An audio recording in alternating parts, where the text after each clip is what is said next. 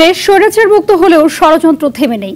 স্বৈরাচারের দোসররা উস্কানি দিয়ে বিভিন্ন খাতকে অস্থির করে তুলছে, এমন মন্তব্য করেছেন বিএনপির স্থায়ী কমিটির সদস্য বেগম সেলিমা রহমান। দুপুরে জাতীয় প্রেস ক্লাবে জিয়া প্রজন্ম দলের আলোচনা সভায় তিনি এই মন্তব্য করেন। আরেক অনুষ্ঠানে বিএনপি চেয়ারপারসনের উপদেষ্টা জয়নুল আবেদিন ফারুক বলেন, শেখ হাসিনাকে দেশে ফিরিয়ে এনে 16 বছরের গুম খুনের বিচার করতে হবে। খান আলামিনের রিপোর্টে বিস্তারিত। শিয়া বাটার ও ভিটামিন ই সমৃদ্ধ lily glam beauty soap. Lily, always beautiful.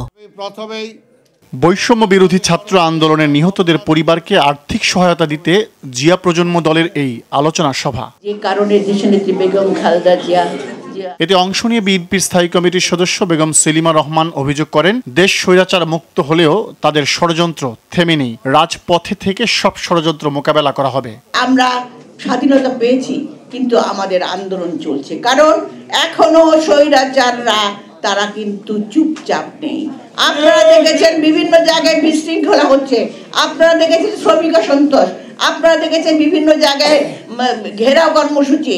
এর মধ্যে অনেকগুলোই আছে যারা অতীতের আওয়ামী লীগ করে, তারা তাদের উস্কানিতে এবং দুর্বৃত্ত যাদের হাতে অস্ত্র আছে, যে অস্ত্র তোলার জন্য আজকে যৌথ বাহিনী নেমেছে, সেই অস্ত্রের ঝনঝনা দিয়ে এখনো তারা চেষ্টা করছে। এদিকে জাতীয় প্রেস ক্লাবের সামনে বেগম খালেদা জিয়া ও তারেক রহমানের মিথ্যা মামলা প্রত্যাহারের দাবিতে অবস্থান কর্মসূচি পালন করে জিয়াউর রহমান সমাজ কল্যাণ ফোরাম।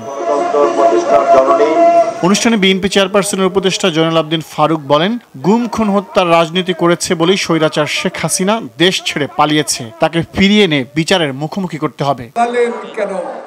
পালালেন এই জন্য আপনি ছিলেন চোর, আপনি ছিলেন ডাকাত, আপনি ছিলেন গণতন্ত্র হত্যাকারী, আপনি ছিলেন ইলিয়াস আলীকে গুম করা, আপনি ছিলেন চৌধুরী আলমের গুম করা, আপনি ছিলেন আমার নেত্রী বেগম জিয়ার বিরুদ্ধে বিনা কারণে মামলার হুকুমদাতা। শেখ হাসিনার হত্যার রাজনীতির সহযোগী পুলিশ কর্মকর্তা হারুন বিপ্লব মেহেদীদের দ্রুত গ্রেপ্তার চান তিনি। যে হারুন বিএনপি অফিসকে তছনছ করে দিয়েছে। খান আলামিন, RTV, ঢাকা।